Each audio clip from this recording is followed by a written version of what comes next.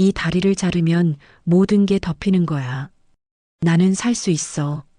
스스로를 세뇌하며 그는 병사의 검붉게 괴사한 허벅지 위로 수술톱을 가져갔습니다. 지난날의 영광, 아버지의 기대, 그리고 자신의 욕망이 그의 눈을 멀게 하고 있었습니다. 바로 그가 톱날을 피부에 대려던 찰나였습니다. 쾅! 수술실 문이 거칠게 열렸습니다. 서우철 소령이었습니다. 그의 뒤에는 병원 윤리위원회 소속의 감찰 장교들과 황 교수가 서 있었죠. 멈춰, 강민준. 서우철 소령의 외침이 수술실의 공기를 찢었습니다. 지금 뭐 하는 짓인가? 이건 치료가 아니라 명백한 증거인멸이야. 비비켜. 환자의 생명을 구하기 위한 어쩔 수 없는 조치다. 폐혈증이 뇌로 퍼지기 전에. 강민준 소령은 이성을 잃고 소리쳤지만 그의 목소리는 절박하게 떨리고 있었습니다. 강민준 소령은 왜 이렇게 처절하게 되었을까요? 어떤 과거가 있었을까요? 그럼 본격적인 이야기를 시작하겠습니다. 오늘 여러분께 들려드릴 이야기는 한 여성 군의관의 뜨거운 복수와 차가운 배신, 그리고 그 끝에서 발견한 한 줄기 희망에 대한 이야기입니다. 때는 지금으로부터 조금 거슬러 올라가 2000년대 초반의 국군수도병원. 밤이 깊었지만 병원 한쪽 연구동의 불은 꺼질 줄을 몰랐습니다. 바로 그곳에 이야기의 주인공인 최혜진 대위가 있었죠.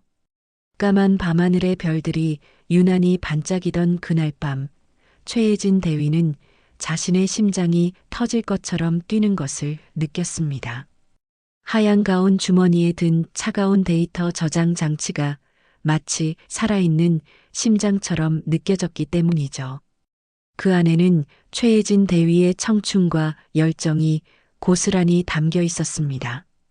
야전에서 총상이나 파편상을 입은 병사들의 과다출혈을 막고 현장에서 즉시 세포 재생을 유도하는 획기적인 의료기술, 이름하여 골든타임 젤의 최종 데이터였으니까요. 드디어 해냈어. 최혜진 대위는 자신도 모르게 나지막이 은졸였습니다. 모니터에 가득한 성공적인 임상시험 결과를 보며 지난 몇 년간의 고생이 눈 녹듯 사라지는 기분이었죠. 뜬 눈으로 밤을 새우기 일쑤였고 믹스커피 몇 잔으로 끼니를 때우며 연구에만 매달렸던 시간들이었습니다. 하지만 괜찮았습니다. 최혜진 대위의 곁에는 언제나 든든한 연인 강민준 소령이 함께였으니까요. 바로 그때 연구실 문이 조용히 열리며 강민준 소령이 들어왔습니다. 훤칠한 키에 선한 눈매, 신뢰감을 주는 목소리까지. 그는 병원 내에서 모두가 인정하는 엘리트 군의관이었습니다. 우리 혜진이 아직도 안 자고 있었어? 이러다 쓰러지겠네. 다정한 목소리에 최혜진 대위는 기다렸다는 듯 환하게 웃으며 자리에서 일어났습니다. 강민준 소령은 자연스럽게 최혜진 대위의 어깨를 감싸 안으며 모니터를 바라봤죠. 민준 씨, 이것 좀 봐요. 최종 데이터 완벽해요. 단 하나의 오차도 없이 우리가 예상했던 그대로 결과가 나왔어요.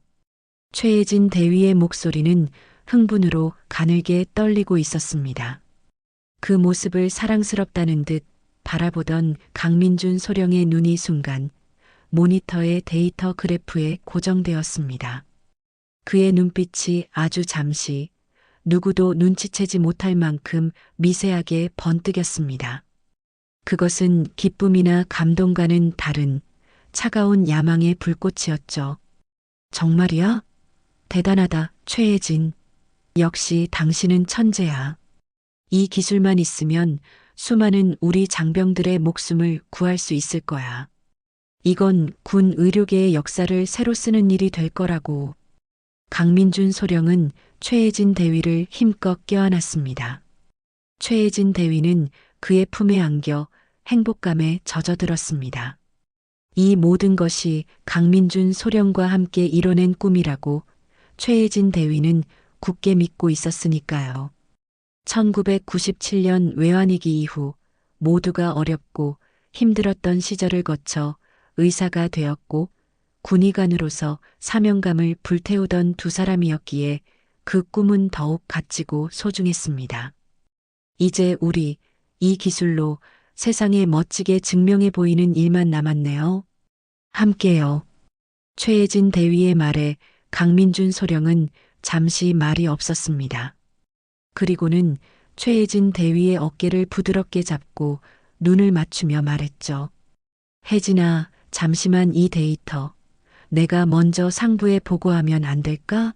아무래도 자네는 아직 대위고 내가 소령이니까 보고 절차나 앞으로의 진행을 내가 맡아서 처리하는 게 훨씬 수월할 거야. 자네의 공은 내가 확실하게 챙길 테니 걱정 말고. 너무나 합리적이고 부드러운 제안이었습니다. 최혜진 대위는 아무런 의심 없이 고개를 끄덕였죠. 사랑하는 사람이었고 자신보다 계급도 높은 선배 군의관이었으니까요. 최혜진 대위는 기쁜 마음으로 자신의 모든 것이 담긴 데이터 저장 장치를 강민준 소령의 손에 건넸습니다. 강민준 소령은 그것을 자신의 가운 주머니 깊숙이 넣으며 만족스러운 미소를 지었습니다. 고마워, 혜진아. 넌 그냥 편하게 쉬고 있어. 이제부터는 내가 다 알아서 할게. 그날 밤 최혜진 대위는 오랜만에 깊고 단 잠에 빠져들었습니다. 자신의 모든 것을 앗아간 악마에게 천사의 미소를 지어 보인 채로 말입니다. 며칠 후 병원은 발칵 뒤집혔습니다. 강민준 소령이 골든타임 젤 기술을 단독으로 개발한 영웅으로 대서특필되었기 때문이죠. 신문 일면에는 전장의 기적을 쏘아 올린 젊은 군의관 강민준 소령이라는 자극적인 제목과 함께 그의 환한 미소가 실렸습니다. 최혜진 대위의 이름은 그 어디에서도 찾아볼 수 없었습니다. 공동 개발자는커녕 연구보조원의 명단에도 최혜진 대위의 이름 석자는 없었죠. 최혜진 대위는 차가운 배신감에 온몸이 떨려왔습니다.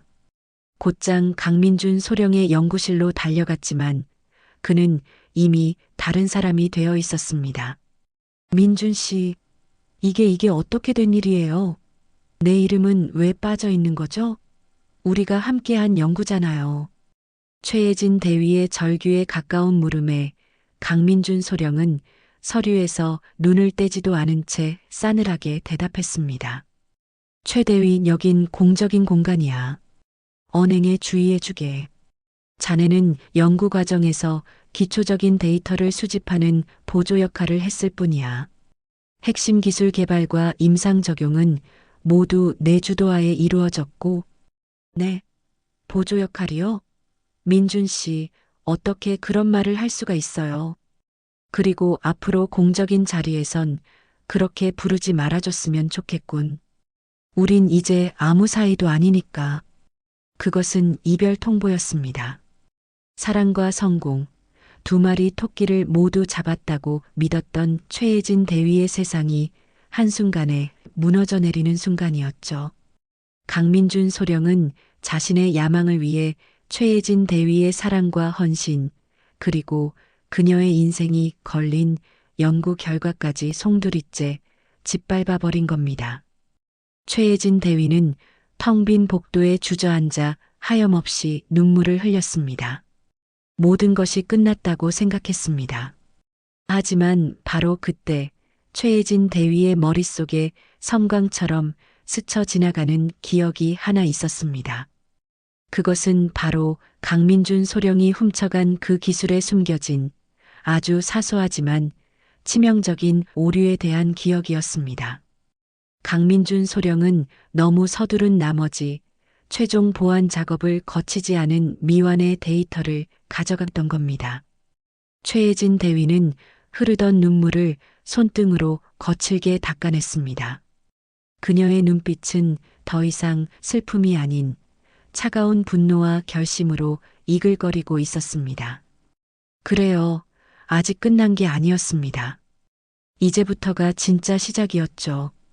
강민준 소령이 가장 높이 올라가 가장 밝게 빛나는 순간, 바로 그 순간을 위해 최혜진 대위는 자신의 복수를 조용히 준비하기 시작했습니다.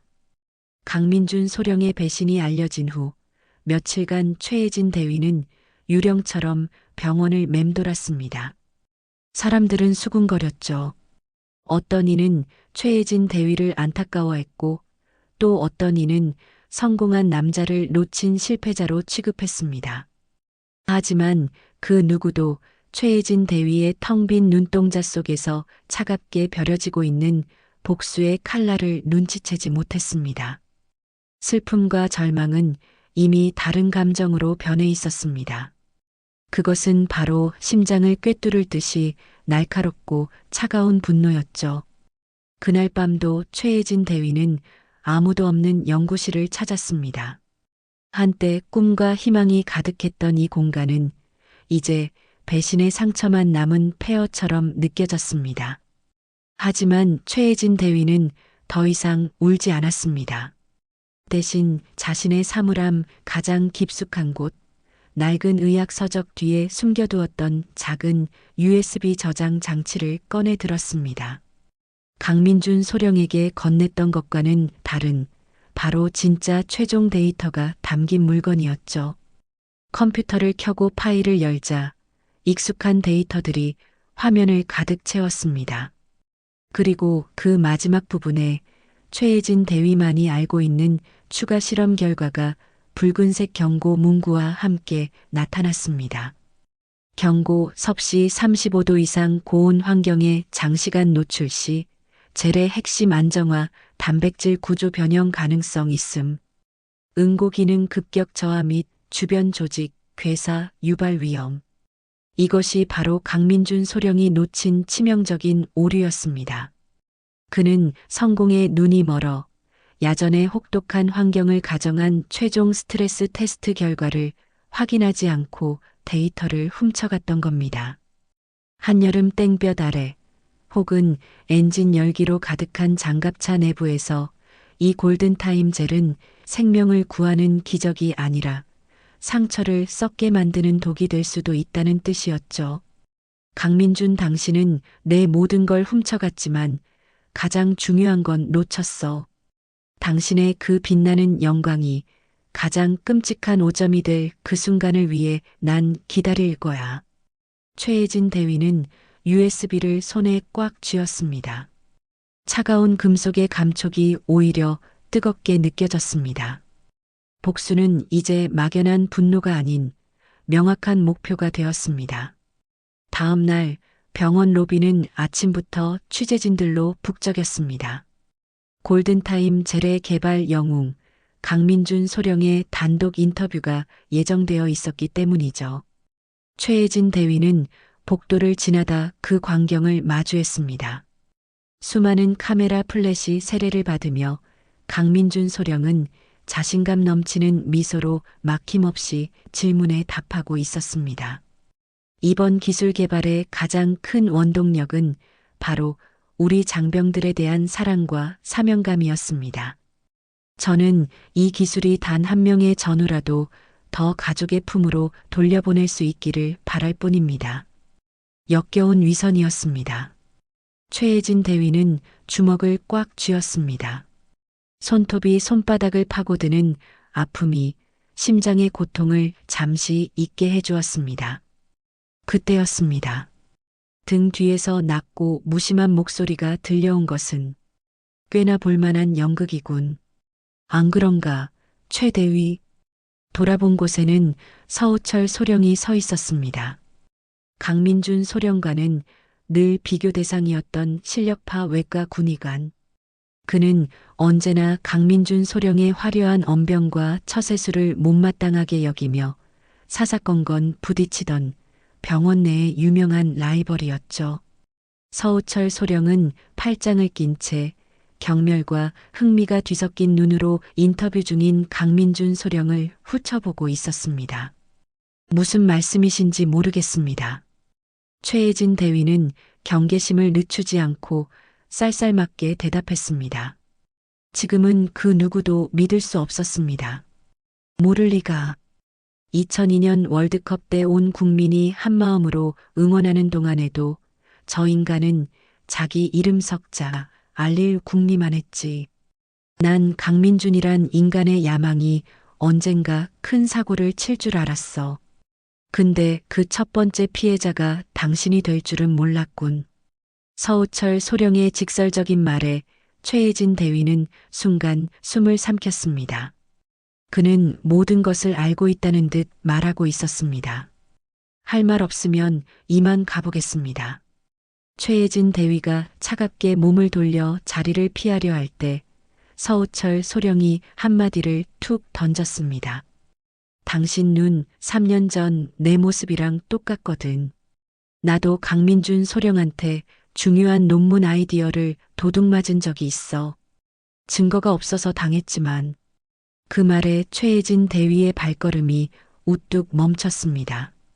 서우철 소령은 최혜진 대위의 옆으로 다가와 나지막이 말을 이었습니다. 강민준은 증거 없이는 절대 무너지지 않아. 오히려 당신만 이상한 사람으로 만들겠지.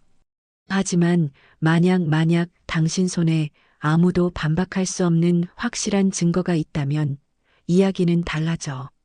진실은 원래부터 그 자리에 있는 거야. 누군가 그걸 세상 밖으로 꺼내주기만 기다릴 뿐이지. 서우철 소령은 더 이상 아무 말도 하지 않고 최혜진 대위를 지나쳐갔습니다. 하지만 그의 마지막 말은 최혜진 대위의 심장에 얼음 송곳처럼 날아와 박혔습니다. 확실한 증거, 그리고 세상 밖으로 꺼내줄 누군가. 혼자 남은 최혜진 대위는 다시 한번 로비의 강민준 소령을 바라보았습니다. 그는 여전히 영웅의 가면을 쓴 채 환하게 웃고 있었습니다. 하지만 이제 최혜진 대위의 눈에는 그의 미래가 선명하게 보였습니다. 가장 높은 곳에서 가장 화려한 조명을 받으며 추락하는 모습이, 그리고 그 추락의 무대를 만들고 막을 올리는 것은 바로 자기 자신이어야만 했습니다. 서우철 소령, 어쩌면 그는 이 잔인한 복수극의 조연이 아니라 공동 연출자가 될 수도 있겠다는 생각이 처음으로 들었습니다. 서우철 소령의 말은 최혜진 대위의 마음에 파문을 일으켰습니다. 하지만 섣불리 손을 내밀 수는 없었죠. 강민준 소령에게 당한 배신은 그녀의 마음을 단단한 얼음벽으로 둘러싸버렸기 때문입니다. 최혜진 대위는 그 누구도, 심지어 강민준 소령의 적이라는 서우철 소령조차 온전히 믿을 수 없었습니다. 복수는 오롯이 혼자 감당해야 할 몫이라고 그렇게 다짐하며 하루하루를 버텼습니다. 그 사이 강민준 소령의 명성은 하늘 높은 줄 모르고 치솟았습니다. 그는 골든타임 재개발의 공로를 인정받아 소령 진급 1년 만에 중령 진급 예정자로 거론되기 시작했습니다. 병원장인 박인환 준장은 아예 강민준 소령을 자기 아들처럼 끼고 돌았죠. 박인환 준장은 야심이 큰 인물이었습니다. 그는 강민준 소령의 성과를 발판 삼아 군 의료계의 정점에 서려는 속셈이었죠. 어느 날 오후 최혜진 대위는 복도에서 박인환 준장과 강민준 소령이 나누는 대화를 우연히 듣게 되었습니다. 강소령 아니지. 이제 곧 강중령이라고 불러야겠구만. 자네 덕분에 내 어깨가 다 으쓱하네. 국방부에서 이번 여름에 있을 대규모 야전 훈련에 골든타임 젤을 시범 적용해 보자는 얘기가 나왔어. 이번 훈련만 성공적으로 마치면 정식 보급은 시간 문제야. 모두 병원장님께서 이끌어주신 덕분입니다. 맡겨만 주십시오. 완벽하게 준비해서 우리 군의 의료기술이 얼마나 대단한지 보여드리겠습니다. 여름 야전 훈련. 그 단어들이 최혜진 대위의 심장을 서늘하게 만들었습니다. 바로 그녀가 알고 있는 치명적인 오류가 발현될 수 있는 최악의 조건이었죠. 강민준 소령은 아무것도 모른 채 자신의 성공을 위해 수많은 장병들을 위험에 빠뜨리려 하고 있었습니다. 이건 더 이상 개인적인 복수의 문제가 아니었습니다. 막아야 해 어떻게든. 최혜진 대위가 무언가 행동을 취해야겠다고 결심한 바로 그날 오후였습니다. 행정장교가 그녀에게 얇은 서류 봉투 하나를 건넸습니다. 최혜진 대위님, 인사명령서입니다. 봉투를 열어본 최혜진 대위의 손이 가늘게 떨리기 시작했습니다. 발령. 최혜진 대위, 서해 최북단 흑룡도 파견 의무대 발령을 명함. 흑룡도. 그곳은 지도에서도 한참을 찾아야 하는 작은 섬이었습니다. 사실상의 좌천이자 유배나 다름없는 인사조치였죠. 발령 일자는 불과 2주 뒤 강민준 소령이 자신을 이 무대에서 완전히 치워버리려는 속셈이라는 걸 모를 수가 없었습니다. 모든 희망이 사라지는 듯한 절망감이 최혜진 대위를 덮쳤습니다. 이대로 흑룡도로 쫓겨나면 강민준 소령의 폭주를 막을 방법도 자신의 억울함을 풀 기회도 영원히 사라지게 될 겁니다. 그녀는 선택의 기로에 섰습니다. 이대로 무너질 것인가 아니면 마지막 남은 가능성의 모든 것을 걸 것인가. 최혜진 대위는 인사명령서를 구겨 쥔 채 자리에서 일어났습니다. 그녀의 발걸음은 망설임 없이 한 곳을 향하고 있었죠. 바로 서우철 소령의 연구실이었습니다. 문을 두드리자 들어와 하는 무심한 목소리가 들렸습니다. 연구실 안은 온갖 의학 서적과 논문들로 발 디딜 틈이 없었지만 기묘한 질서가 느껴지는 공간이었습니다. 서우철 소령은 현미경을 들여다보다가 최혜진 대위를 보고는 의자 등받이에 몸을 기댔습니다. 최 대위, 무슨 일이지? 흑룡도 발령 축하라도 해달라는 건 아닐 테고. 서우철 소령은 이미 모든 것을 알고 있었습니다. 최혜진 대위는 더 이상 돌아가지 않고 그에게 다가가 단도직입적으로 말했습니다. 축하받으러 온 거 아닙니다. 거래를 제안하러 왔습니다. 거래. 서우철 소령의 눈썹이 살짝 위로 올라갔습니다. 최혜진 대위는 품 안에서 작은 USB 저장 장치를 꺼내 책상 위에 올려놓았습니다. 강민준 소령이 훔쳐간 골든타임 젤 기술은 미완성품입니다. 서우철 소령의 표정에 처음으로 변화가 생겼습니다. 그는 팔짱을 끼고 최혜진 대위를 주시했죠. 자세히 말해봐. 그 젤은 특정 조건에서 사람을 살리는 게 아니라 오히려 조직을 괴사시키는 도구로 변합니다. 저는 그 증거가 되는 데이터를 가지고 있고요. 강민준 소령은 곧 있을 여름 야전 훈련에서 그 불완전한 기술을 사용하려고 합니다. 이건 잠재적인 대형 의료사고입니다. 최혜진 대위의 목소리는 차분했지만 그 안에는 비장함이 서려 있었습니다. 서우철 소령은 잠시 말이 없었습니다. 그는 최혜진 대위의 눈을 꿰뚫어 볼 듯이 바라보았죠. 그녀의 눈에서 단순한 복수심이 아닌 의사로서의 사명감과 진실을 향한 절박함을 읽은 듯 했습니다. 그 특정 조건이라는 게 뭔데? 섭씨 35도 이상의 고온 환경입니다. 여름 야전 훈련은 그야말로 최악의 시나리오죠. 그제야 서우철 소령은 모든 퍼즐 조각이 맞춰지는 것을 느꼈습니다. 그는 자리에서 일어나 창밖을 바라보며 나지막이 말했습니다. 강민준 그 인간 결국 일을 내는군. 좋아.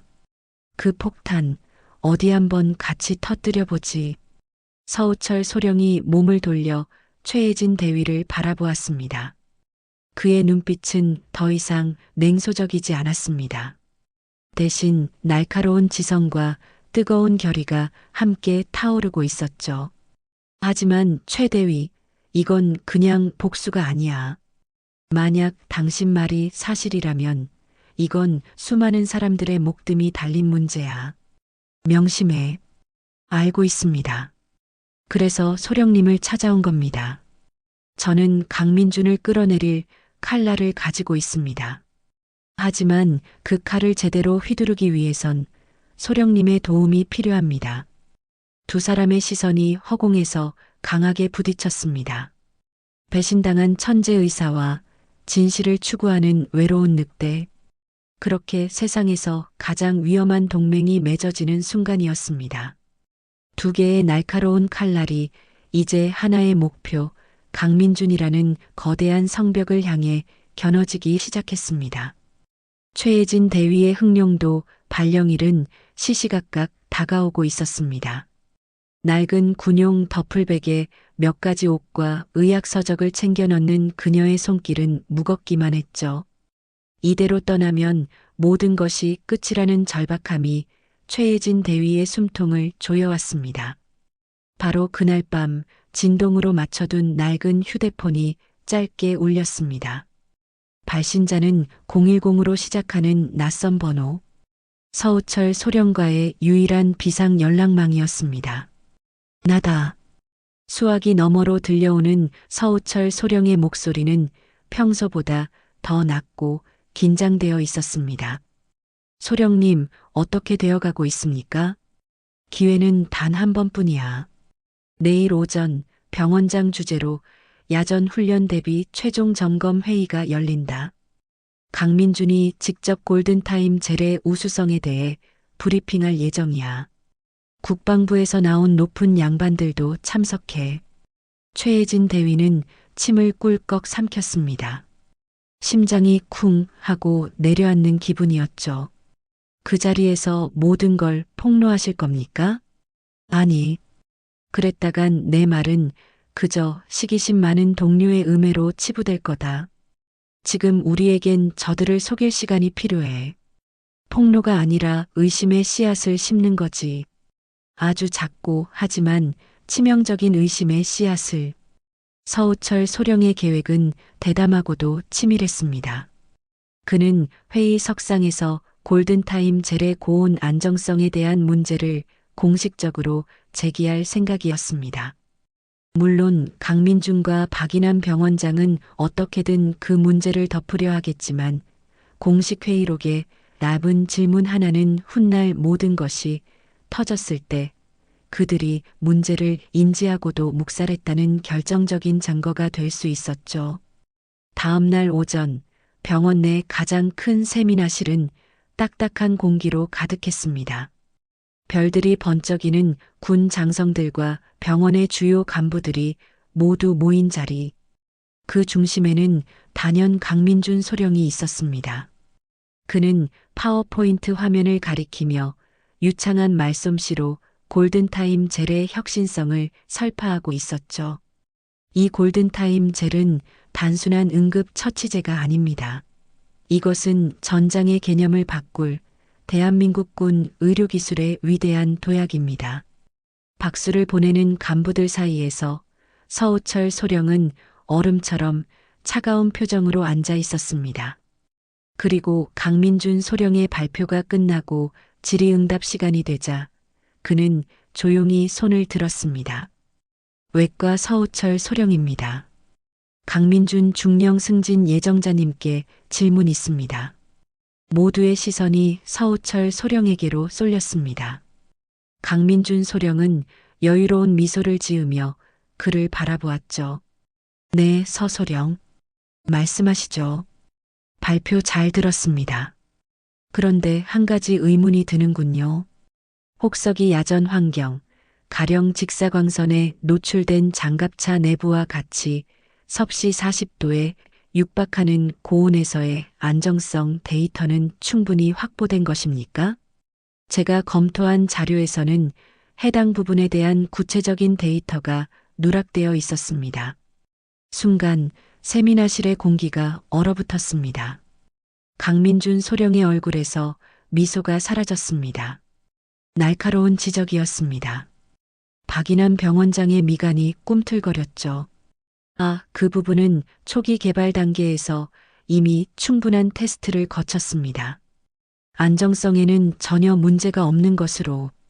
강민준 소령이 당황하며 말을 얼버무리는 순간 박인환 병원장이 버럭 소리를 지르며 나섰습니다. 서소령, 지금 이게 무슨 무례한 질문인가? 정군의 수건 사업 성공을 축하하는 자리에서 초를 치려는 건가? 이미 검증된 사안에 대해 더 이상 왈가왈부하지 말게. 서우철 소령은 더 이상 아무 말도 하지 않고 자리에 앉았습니다. 그의 목적은 이미 달성되었으니까요.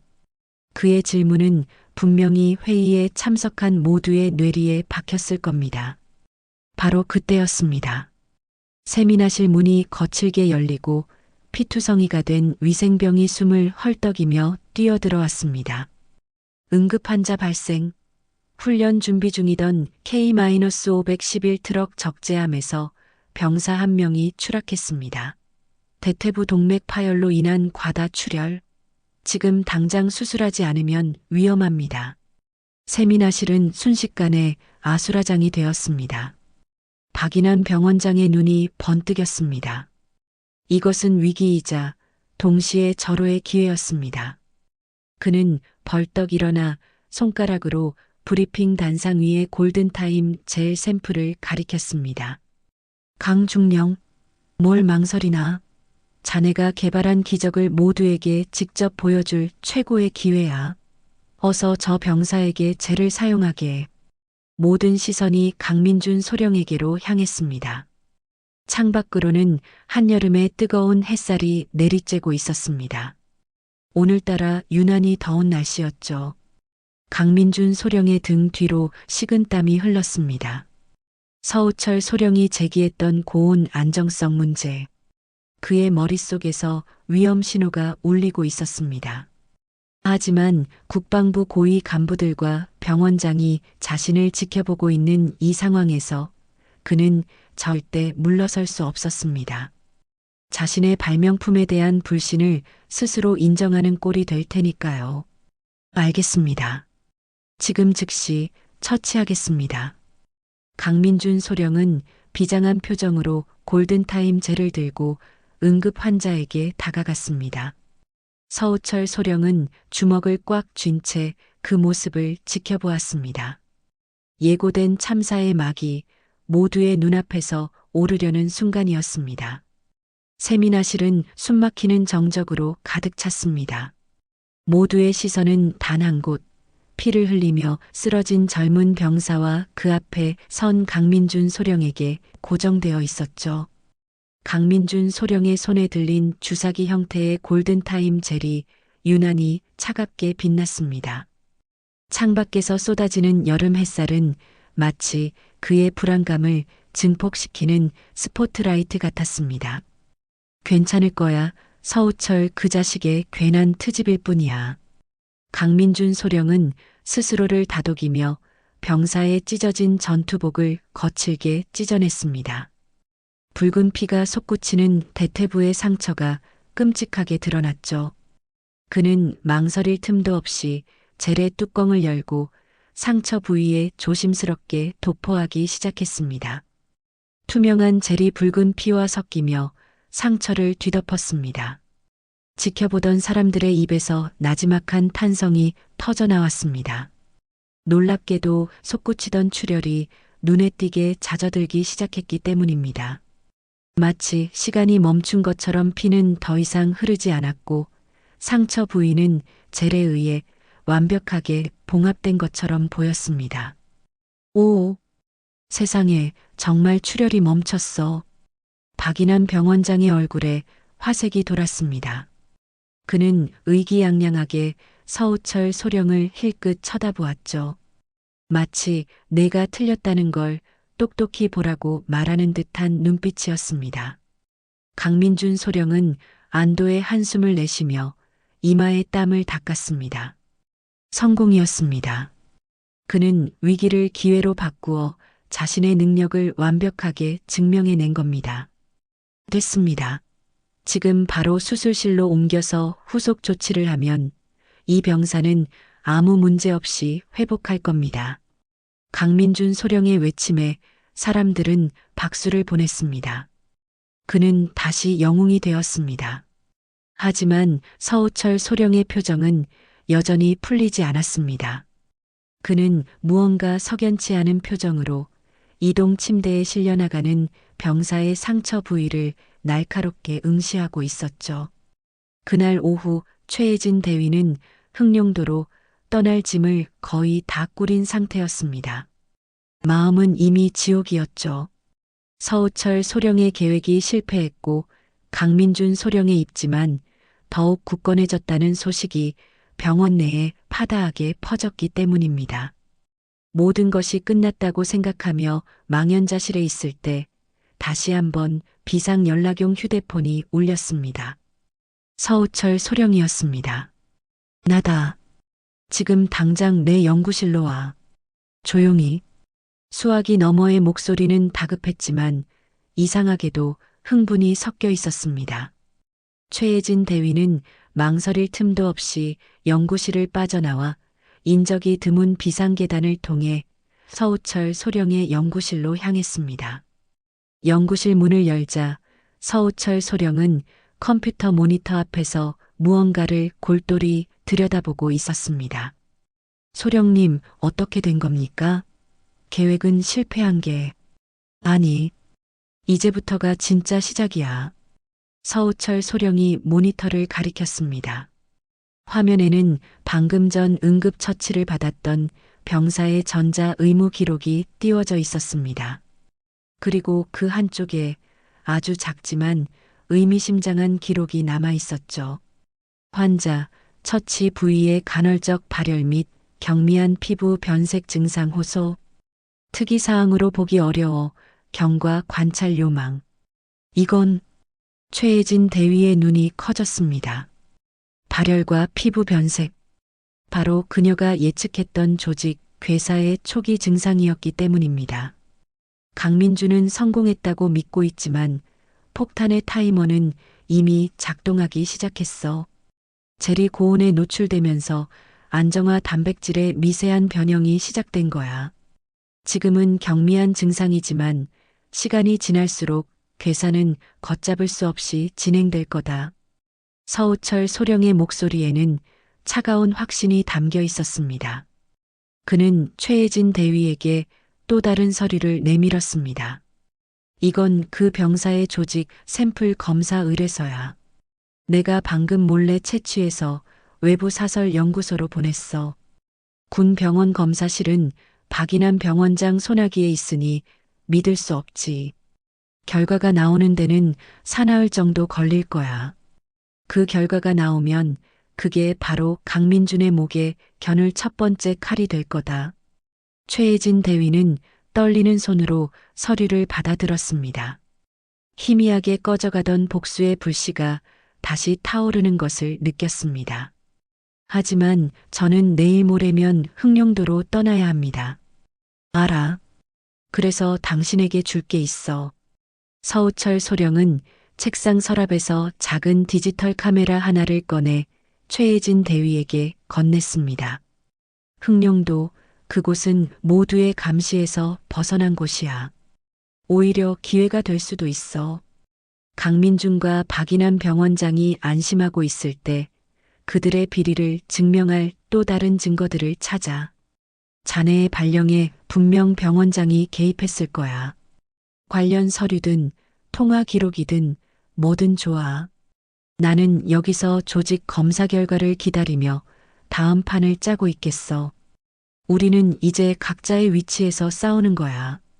두 사람은 말없이 서로를 바라보았습니다.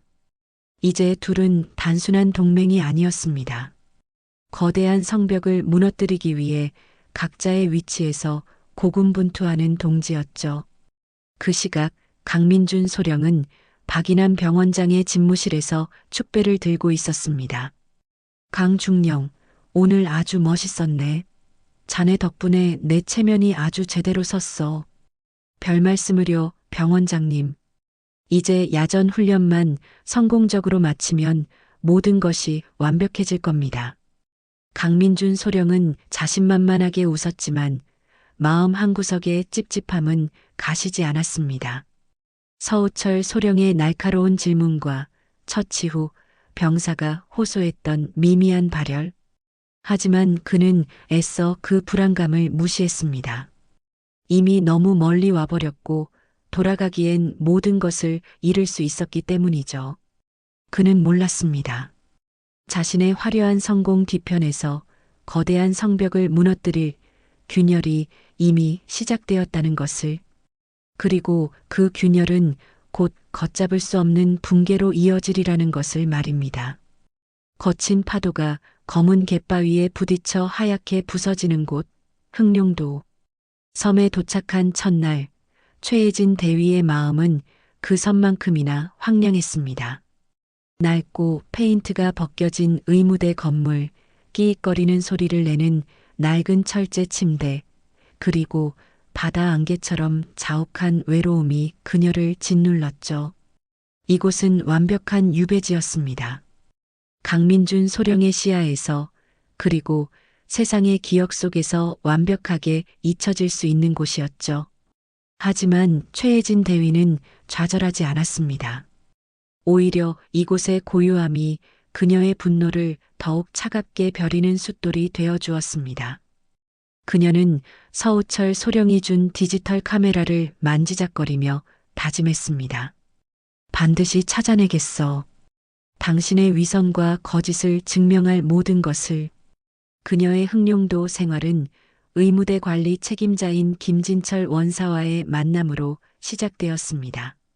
세월의 풍파가 고스란히 새겨진 얼굴, 무뚝뚝한 표정의 김진철 원사는 최혜진 대위를 탐탁지 않은 눈으로 맞이했죠. 수도로부터 오신 귀한 몸이 이런 누추한 곳까지 어쩐 일이십니까?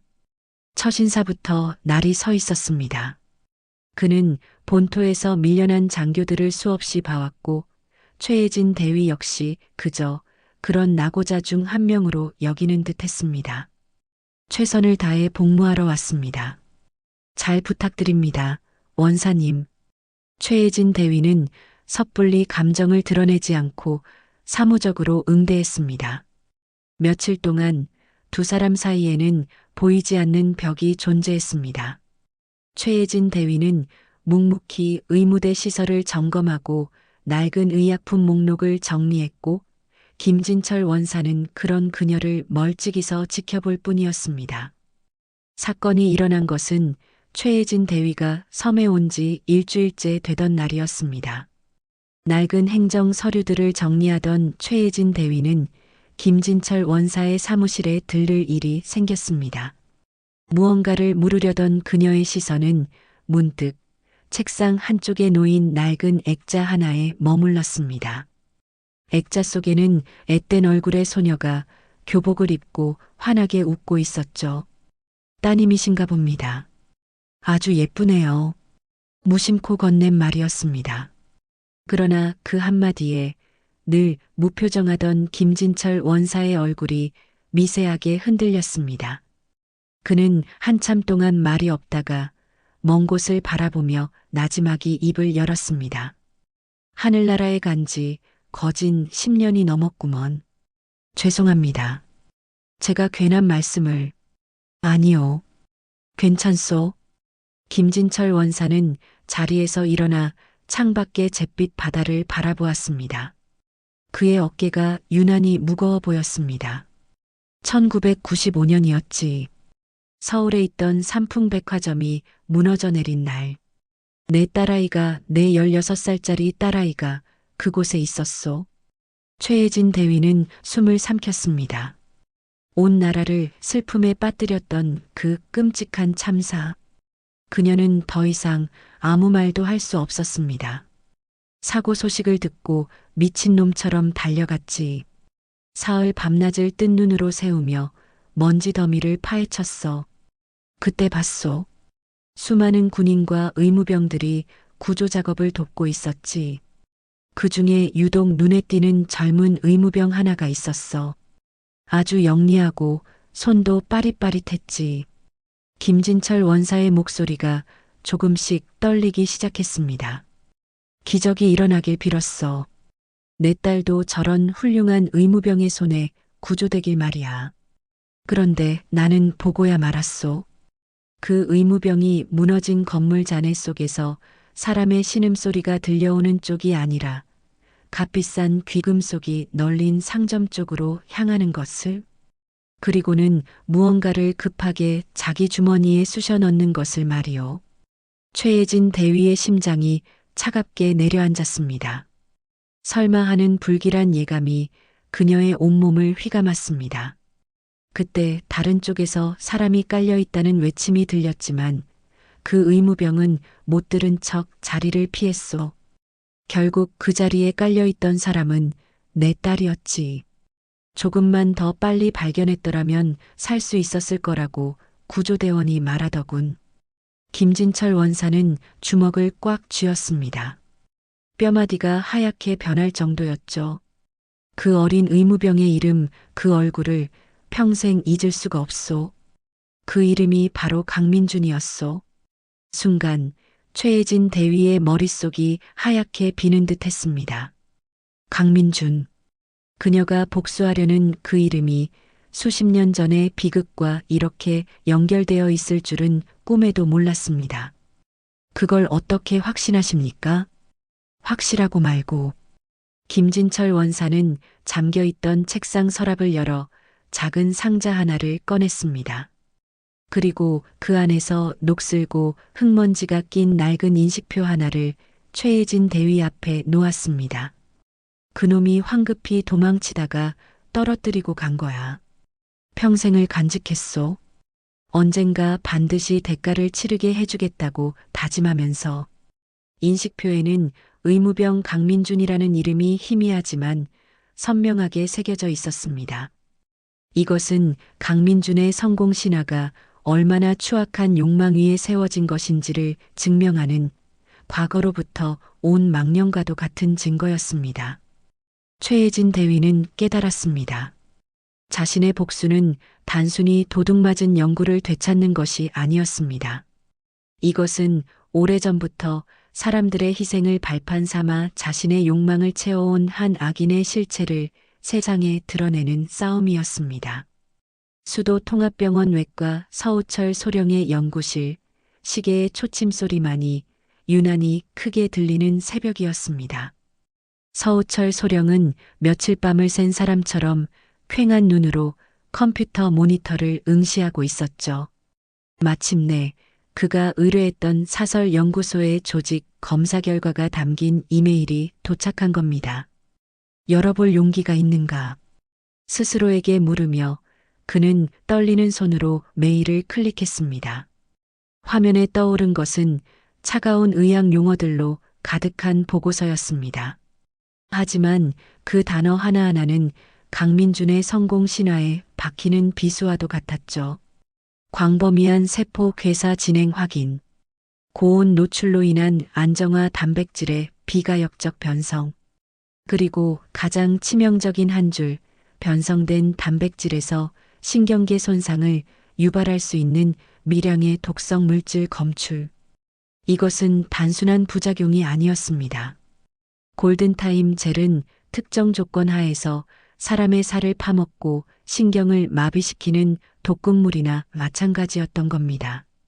서우철 소령은 이 보고서를 들고 병원장에게 달려가는 어리석은 짓은 하지 않았습니다. 박인환 병원장은 뱀처럼 교활하게 이 증거를 없애려 들 테니까요. 그는 대신 병원 내에서 가장 강직하기로 소문난 원칙주의자이자 강민준 소령의 초고속 승진을 못마땅하게 여기던 정영회가 황 교수에게 익명으로 이 보고서를 보냈습니다. 거대한 댐을 무너뜨리는 것은 거대한 망치가 아니라 아주 작은 균열이니까요. 한편 흑룡도에서는 또 다른 칼날이 벼려지고 있었습니다. 최혜진 대위와 김진철 원사는 어두운 의무대 사무실에서 마주 앉아 있었죠. 김진철 원사는 10년이 되도록 간직해 온 딸의 마지막 숨결이 묻어있는 듯한 그날의 기억과 강민준이 낡은 인식표를 꺼내놓았습니다. 내일 서울로 갑니다. 김진철 원사의 목소리는 강철처럼 단단했습니다. 매년 열리는 삼풍백화점 참사 추모회에 갈 겁니다. 거기서 모든 것을 이야기할 겁니다. 내 딸이 어떻게 죽어갔는지, 그리고 그 옆에서 의무병 강민준이 무슨 짓을 했는지, 이 인식표와 함께 말입니다. 원사님 혼자서는 위험합니다. 그들의 권력은 상상 이상일 겁니다. 최혜진 대위의 만류에 김진철 원사는 희미하게 웃었습니다. 최 대위님, 10년이 되는 동안 나는 매일 밤 지옥에서 살았소. 이제 와서 무서울 게 뭐가 있겠소.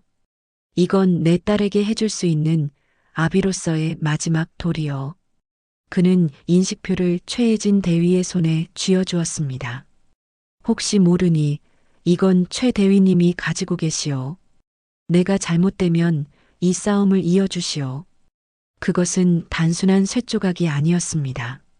한 아버지의 피 맺힌 한과 복수를 향한 유언과도 같은 무게를 지니고 있었죠.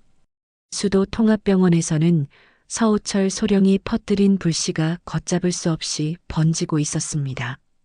황 교수는 익명의 보고서를 근거로 병원윤리위원회에 공식적으로 문제 제기를 했고 골든타임 제를 맞았던 병사의 상태는 소문을 증명이라도 하듯 최악으로 치닫고 있었습니다. 상처 부위는 썩어 들어가며 악취를 풍겼고 병사는 고열과 극심한 고통 속에서 의식마저 혼미해져 갔습니다. 강민준 소령은 자신의 눈앞에서 자신이 만든 괴물이 환자를 집어삼키는 것을 속수무책으로 지켜봐야 했습니다.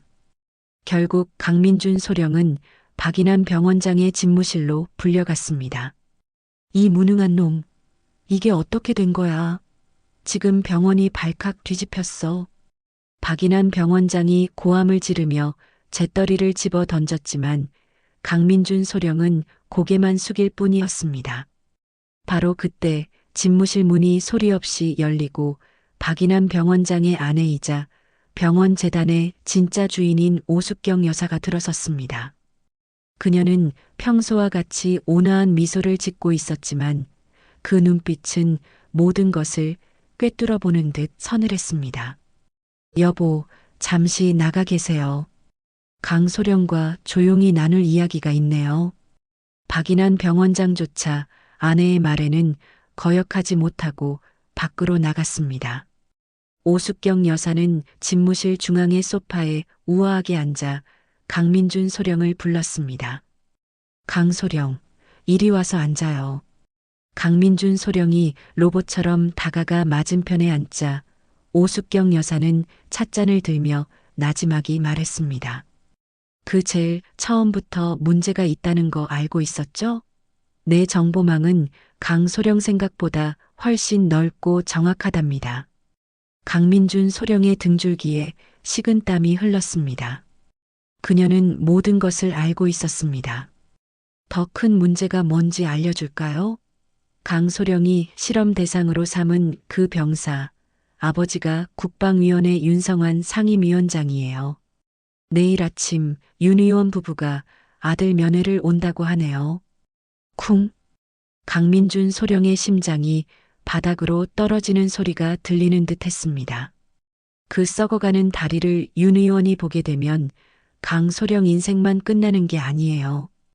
우리 남편, 이 병원, 그리고 강소령을 후원한 나까지 모두 함께 진흙탕에 구르게 되겠죠. 난 그런 거 딱 질색인데. 오숙경 여사는 찻잔을 내려놓고 얼음처럼 차가운 목소리로 말했습니다. 방법은 하나뿐이에요. 증거를 없애는 것. 그 다리가 더 이상 존재하지 않게 만드는 거죠. 무슨 말씀이신지. 절단 수술을 하세요. 강소령 손으로 직접. 폐혈증이 뇌까지 퍼지기 전에 어쩔 수 없이 다리를 잘라내야 했다고. 그래야 우리가 살아요. 강소령이 만든 재앙은 강소령 손으로 직접 마무리해야죠. 안 그런가요? 그것은 제안이 아니었습니다. 거역할 수 없는 명령이었습니다. 과학적 증거의 칼날, 과거의 비극을 파헤칠 칼날, 그리고 이제는 자신의 후원자가 들이미는 가장 잔인한 칼날까지. 세 개의 칼날이 그의 목을 완벽하게 겨누고 있었습니다. 수도 통합병원 제3수술실. 모든 소리가 차갑게 울리는 그 공간에는 강민준 소령의 거친 숨소리만이 가득했습니다. 그의 눈앞에는 의식을 잃은 젊은 병사가 누워 있었고 그의 손에는 뼈를 자르는 용도의 차가운 전동 수술톱 스트라이커가 들려 있었죠. 윙 하고 낮게 울리는 기계음은 마치 그의 영혼을 갉아먹는 소리처럼 들렸습니다. 이 다리를 자르면 모든 게 덮이는 거야. 나는 살 수 있어. 스스로를 세뇌하며 그는 병사의 검붉게 괴사한 허벅지 위로 수술톱을 가져갔습니다. 지난날의 영광, 아버지의 기대, 그리고 자신의 욕망이 그의 눈을 멀게 하고 있었습니다. 바로 그가 톱날을 피부에 대려던 찰나였습니다. 쾅! 수술실 문이 거칠게 열렸습니다. 서우철 소령이었습니다. 그의 뒤에는 병원 윤리위원회 소속의 감찰 장교들과 황 교수가 서 있었죠. 멈춰, 강민준.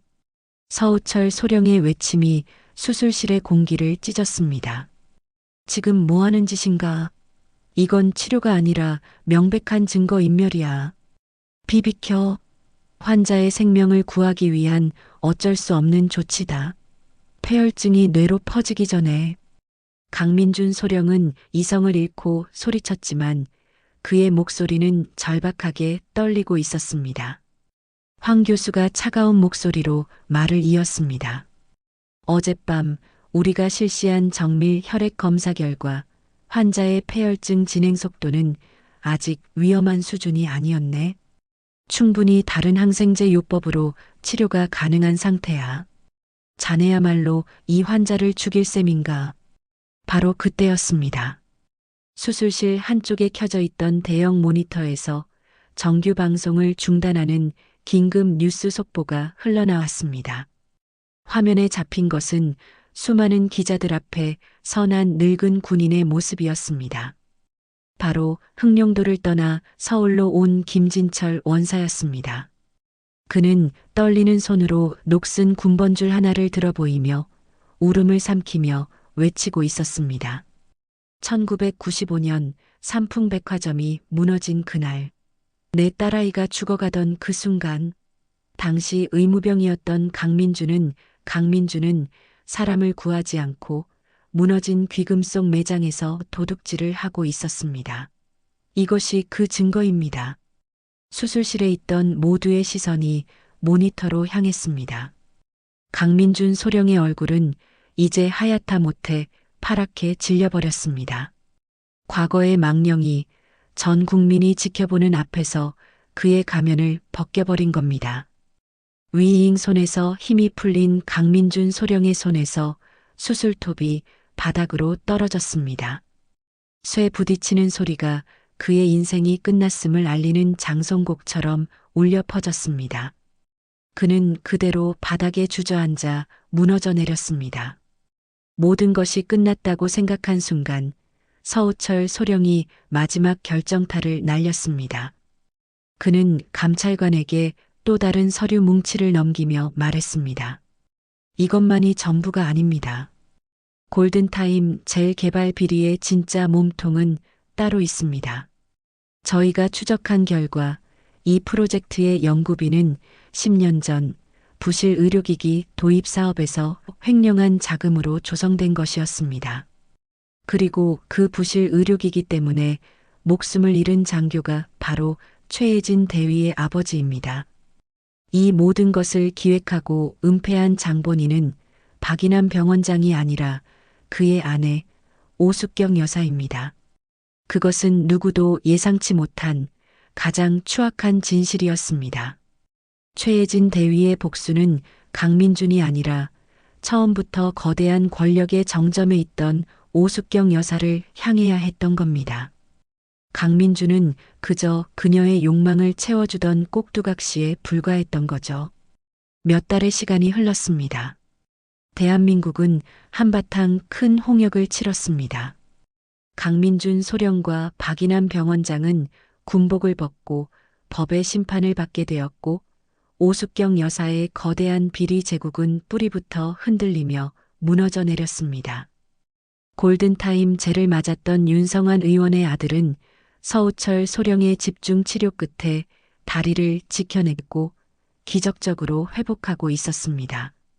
그리고 흑룡도 최혜진 대위는 의무대 창가에 서서 그 어느 때보다 평온한 바다를 바라보고 있었습니다.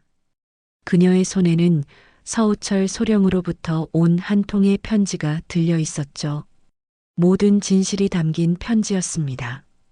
그녀의 아버지를 죽음으로 몰고 간 진짜 원흉이 누구였는지, 그리고 그 모든 악행이 어떻게 심판받았는지를 말입니다. 그녀는 이제 더 이상 분노하지 않았습니다. 오랜 시간 그녀를 짓눌렀던 복수심과 원망이 파도 소리와 함께 멀리 사라지는 것을 느꼈습니다. 그녀의 뺨 위로 뜨거운 눈물 한 줄기가 흘러내렸습니다. 그것은 슬픔의 눈물이 아니었습니다. 모든 것을 털어내고 마침내 얻게 된 평온과 치유의 눈물이었습니다. 며칠 뒤 최혜진 대위에게는 수도 통합병원으로의 원대복귀 명령서가 도착했습니다. 흑룡도는 더 이상 그녀에게 유배지가 아니었습니다. 상처를 보듬고 새로운 시작을 준비하게 해준 고마운 섬으로 기억될 겁니다. 진실은 때로 너무나 아프고 잔인하죠. 하지만 아무리 깊은 어둠 속에 감춰져 있더라도 결국에는 한 줄기 빛처럼 세상 밖으로 나오게 마련입니다. 그리고 그 진실을 마주할 용기를 낼 때 비로소 우리는 과거의 상처로부터 자유로워지고 진정한 치유의 첫걸음을 내디딜 수 있는 것이 아닐까요? 그렇게 길고 길었던 한 여인의 복수극은 모두의 상처가 아물어가는 희망의 이야기로 막을 내렸습니다.